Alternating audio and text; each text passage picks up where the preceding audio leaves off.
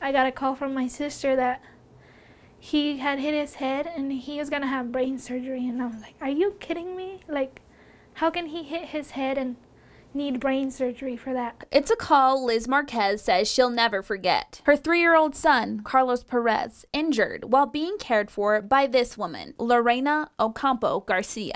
I knew it must have been her because that wasn't an accident. He hadn't fallen and done that damage. It was February 2016. Marquez was visiting her husband in Mexico when police say Ocampo-Garcia severely beat the young child with a plastic toy. Ocampo-Garcia was in a relationship with the boy's father. EMTs rushed to the house where Carlos was unresponsive, vomiting, and bleeding from the nose and mouth. We knew from the start that this wasn't an accident.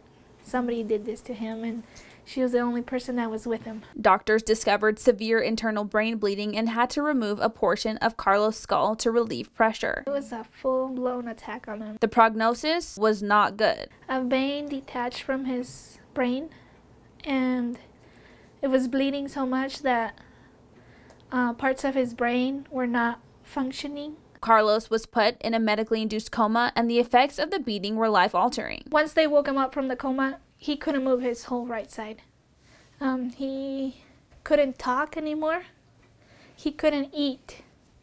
It affected his vocal cords and his tongue, so he couldn't move his tongue to eat. Ocampo-Garcia admitted to grabbing the boy's hair and throwing him to the ground, then striking him repeatedly in the head. She was charged with felony aggravated battery and felony use of a deadly weapon. She ended up entering a plea agreement and pleading guilty to a felony injury to a child charge with an enhancement for inflicting great bodily injury to the child. But for Carlos's mother, that wasn't enough. All I wanted was revenge at first.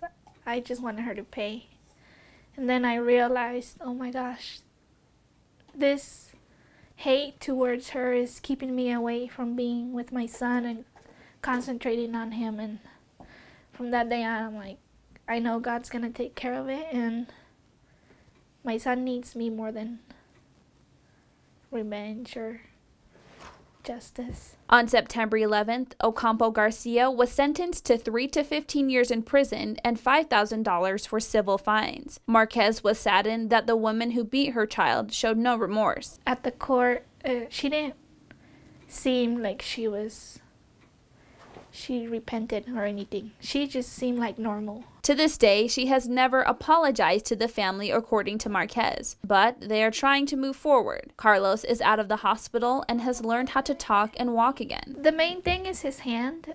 He still can't use it, so he needs help with everything. He still has to undergo therapy, and they are taking it day by day, hoping for the best and looking forward to the future. It's been such a long time since this happened that I had it in my head that she was going to get away with it. I was so relieved when I was wrong and she got to prison.